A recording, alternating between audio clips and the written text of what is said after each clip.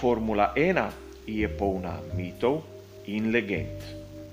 Pogostokrat mnoge zgodbe damo na stran samo zato, ker junaki, ki nastopajo v njih, so malce manj znani, malce pozabljeni. Duh iz preteklosti nas lahko opozori, da v tistih malce pozabljenih zgodbah se skrivajo taki dragulji, katere moramo povedati, na katere moramo opozoriti.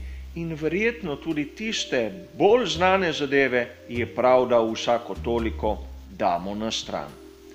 Potrebno si vzeti čas in pogledati, kaj se je dogajalo in na novo odkriti vse tisto, kar smo v bistvu že pozabili. In tudi o temu, o odkrivanju starega v novi luči, vsako soboto ob 18.